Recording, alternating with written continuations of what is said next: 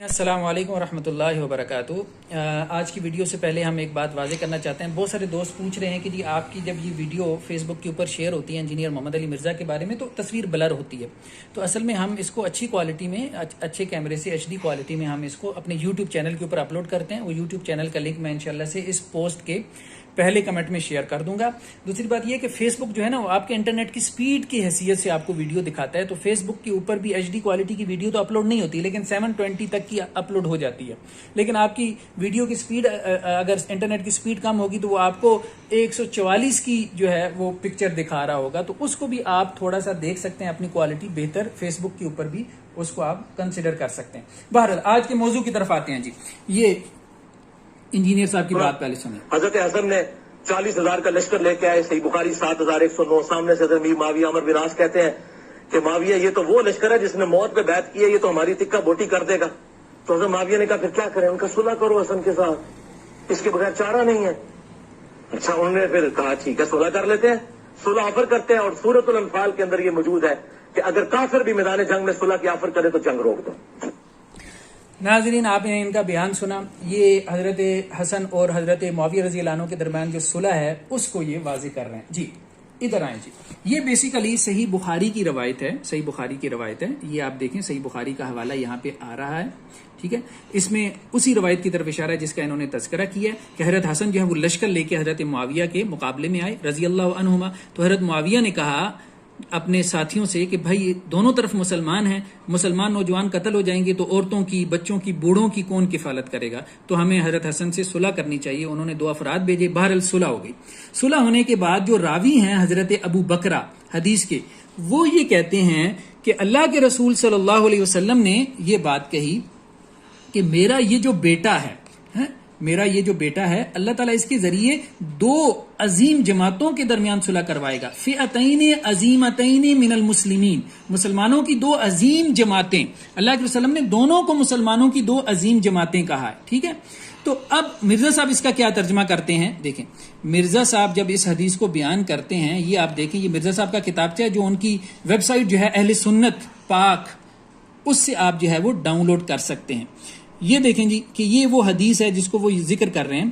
یہاں تک تو ترجمہ ٹھیک کیا کہ مسلمانوں کی 2 بڑی جماعتوں میں جو ہے وہ اللہ تعالیٰ حضرت حسن کے ذریعے صلح کروا دے گا، یہ اللہ کے رسول نے کہا، لیکن ساتھ میں بریکٹ میں کیا بات کی، یعنی وہ 2 جماعتیں کون سی ہیں، خلیفہ راشد سیدنا علی کی حق والی جماعت اور دوسری حضرت معاویہ کی جماعت جس نے خلیفہ راشد کے خلاف بغاوت کی، ٹھیک ہے۔ اب بریکٹ بند، اور یہ انورٹڈ کاما میں بات آ رہی ہے، یہ دیکھیں، اور حدیث کا حوالہ آگے آ رہا ہے، یعنی شو یہ کیا ہے کہ یہ حدیث کا حصہ ہے، حالانکہ یہ حدیث کا حصہ نہیں ہے۔ صحیح بخاری کی روایت میں انہوں نے ایڈیشن کی، انہوں نے اضافہ کیا۔ اب مجھ سے لوگ واقعتاً میں صحیح باتیں پوچھتے ہیں اور کہتے ہیں کہ صحیح بخاری میں لکھا ہوا ہے، مرزا صاحب نے حوالہ دیا ہے، حالانکہ صحیح بخاری میں یہ الفاظ ہے ہی نہیں کہ جن 2 مسلمانوں کی بڑی جماعتوں کے درمیان صلح ہوگی، اللہ کے رسول نے یہ کہا ہو کہ ایک جماعت حضرت علی کی خلیفہ راشد والی جماعت ہوگی، دوسری امیر معاویہ کی باغیوں والی جماعت ہوگی۔ اللہ کے رسول نے تو یہ الفاظ استعمال ہی نہیں کیے، اس نے تو حدیثوں کے اندر اضافے کیے ہیں۔ دوسری طرف اب آپ دیکھیں کہ صحیح مسلم کی روایت ہے، صحیح مسلم کی روایت میں کیا ہے کہ مسلمانوں کے 2 گروہ ہو جائیں گے، ٹھیک ہے، ایک حضرت علی کا اور ایک حضرت معاویہ کا رضی اللہ عنہما، تیسرا گروہ ایک اور نکلے گا جو خارج کا ہوگا۔ تو اللہ کے رسول نے فرمایا تیسرے گروہ سے کون قتال کرے گا، خارج سے کون قتال کرے گا، اول الطائفتین بالحق، جو دونوں گروہوں میں حق کے زیادہ قریب ہوگا، یعنی گویا حضرت علی جو ہے وہ حق کے زیادہ قریب تھے حضرت امیر معاویہ کے، یعنی یہی ہے نا اہل سنت کا بیانیہ۔ اہل سنت یہ نہیں کہتے کہ حق اور باطل کی جنگ تھی، یہ تو مرزا صاحب نے اس کو حق اور باطل کی جنگ بنایا، ٹھیک ہے۔ اہل سنت کا بیانیہ کیا ہے کہ دونوں حق پر تھے لیکن حضرت علی احق تھے، زیادہ حق کے اوپر تھے، یہ اصل میں بیانیہ ہے۔ اب دیکھیں مسلم کی ہی ایک اور روایت ہے کہ جس میں اللہ کے رسول صلی اللہ علیہ وسلم نے کیا الفاظ استعمال مانے، اقرب الطائفتین من الحق، دونوں گروہوں میں جو حق کے زیادہ اقرب قریب ہوگا، یہ الفاظ اب آپ دیکھیں۔ یہ روایت جب مرزا صاحب بیان کرتے ہیں، یہاں دیکھیں جی مرزا صاحب نے یہ روایت اسی طرح سے بیان کی کہ میری امت میں 2 گروہ ہو جائیں گے، کہتے ہیں جی سیدنا علی اور حضرت امیر معاویہ، ٹھیک ہے۔ پھر کہتے ہیں جی تیسرا گروہ نکلے گا خارج کا، پھر کہتے ہیں جی خارج سے کون قتال کرے گا، جو دونوں گروہوں میں سے اقرب الی الحق ہوگا، یعنی حضرت علی کا گروہ، ٹھیک ہے، حضرت علی نے خارج سے قتال کیا، مان لیا۔ اب حدیث میں کیا الفاظ ہیں، جو حق کے زیادہ قریب ہوگا، اس کا مطلب کیا نکلتا ہے کہ دوسرا بھی حق پہ ہوگا، اللہ کے وسلم کے ان الفاظ کا یہی مطلب نکلتا ہے نا.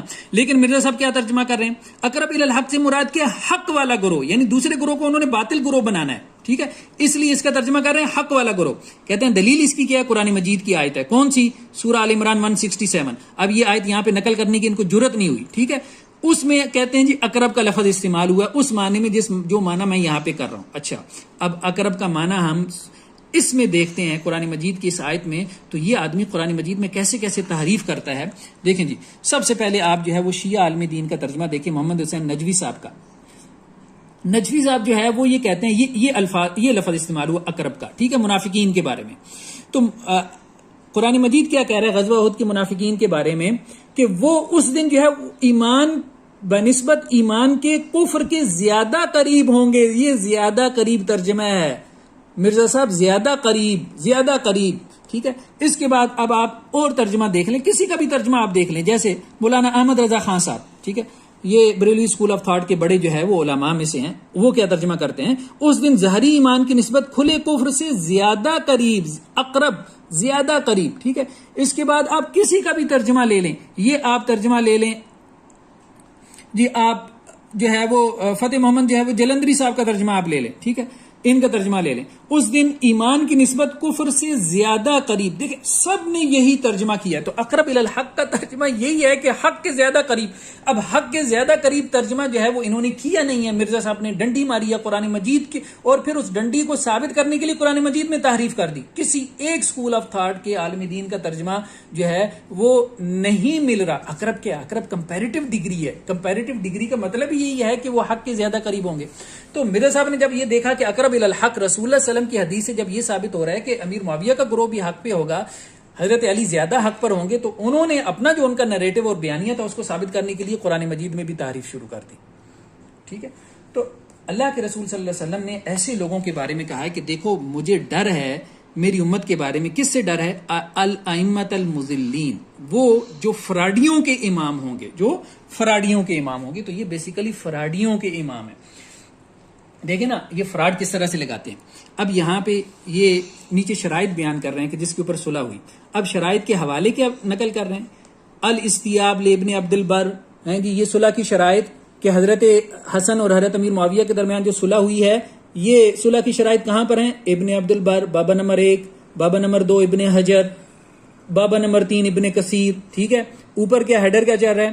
ہیڈر یہ چل رہا ہے قرآن اور صحیح الاسناد احادیث. صرف قرآن اور صحیح الاسناد احادیث. یہ ساری جو ہے نا یہ ساری حدیث کی کتابیں ہیں میرے خیال میں، الاستیاب، الاصابہ اور البدایہ والنہایہ. ٹھیک ہے، مطلب لوگوں کو کیا بے وقوف بنا رکھا ہے. ان کے ایک صاحب نے مجھے یہ بات کہی کہ جی آپ نے جو پچھلی ویڈیو میں کہا تھا کہ حضرت امیر معاویہ کی طرف سے گالم گلوچ نہیں ہوتی تھی، تنقید ہوتی تھی حضرت علی کے اوپر کہ قاتلان عثمان سے جو ہے وہ بدلہ کیوں نہیں لیتے. تو میں آپ کو حوالہ دیتا ہوں، مرزا صاحب نے حوالہ دیا ہے کہ گالم گلوچ ہوتی تھی. تو میں نے کہا ٹھیک ہے جی آپ مجھے حوالہ دیں. کہتے ہیں جی حضرت عمر بن عبدالعزیز کے دور تک ہوتی رہی. میں نے کہا حوالہ دیں.